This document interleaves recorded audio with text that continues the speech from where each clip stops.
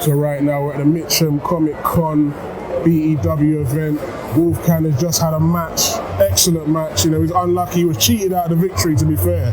Blindsided right there. But how you feeling, man, after that match? I mean, what's revenge time, yeah? I'd love a rematch. He came out with 3 of his mates and sent 2 of them back, and one of them stayed there.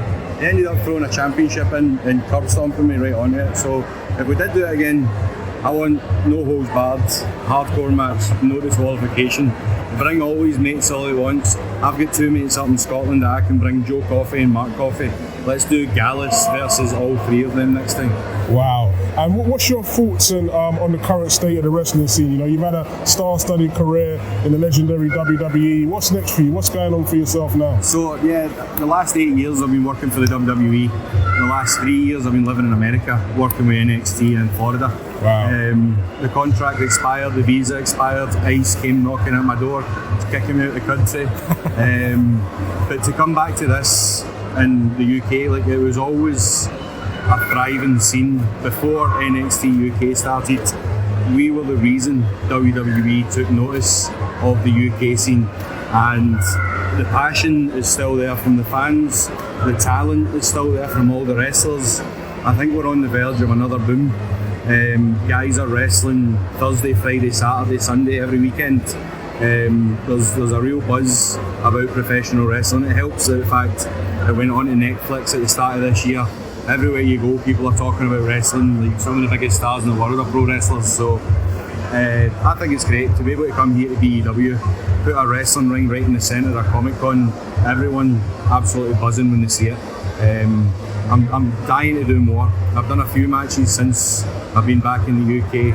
I've got a few more lined up, and it feels like there's another boom coming, there's another explosion of British pro wrestling coming. Yeah, sure. And obviously, you know, being with WWE for 8 years, do you see yourself ever going back one day? I mean, I'd always like to go back. The money was good.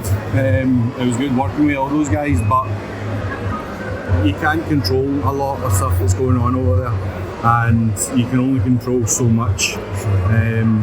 I'd jump at the chance to go back, but I'm not putting all my eggs in that basket. Sure. If it happens, it happens. But you can make money on the independent scene. There's other big companies in America that can give you a contract. You can go to Japan and work, you can go to Mexico. There's things kicking off in Singapore, all over the world. You can make a living as a pro wrestler. So yes, it would be nice to return to the WWE at one point, but I'm 38 now. And I don't know if they're starting to hire guys that are nearly 40. So I'm realistic about this. I've got my own wrestling school. I've got this gym up in Glasgow where I coach people. We put on shows, and I'm cultivating the next generation of talent. I've been there, I've done it, and now I'm trying to help other guys follow that path. That's the last couple. What was your, you know, you've had an amazing career. What would you say when you looked at it, one of the best memories that you've had? Like, I mean, everyone's going to know me for coaching The Rock for WrestleMania 40. Wow. We got a phone call a few months before WrestleMania 40 in Philadelphia, and myself, Mark Coffey, Joe Coffey, the Gallus boys were all headhunted to go to LA and get The Rock ready for the biggest WrestleMania in history. For his first wrestling match in decades, like, we were the ones chosen to prepare the biggest star in the world for the biggest show in the world. That was a good pat in the back. That was a lot of responsibility on our shoulders, and we stepped up, we rose to the occasion. I don't know if you've seen the match, but he won. He won on the first night, and I had a hand in that. And if I might never be WWE champion, I might never main event the Rock and Hall, but I got The Rock ready for WrestleMania, and that is something I can take with me. And it's the last question. I want to know, what is your top 5 wrestlers? You don't have to give them in all order of all time. It doesn't matter. It doesn't matter what the order. Just give me your 5 at the top. Fit Finlay. Wow, Fit Finlay. William Regal's up there. Legend.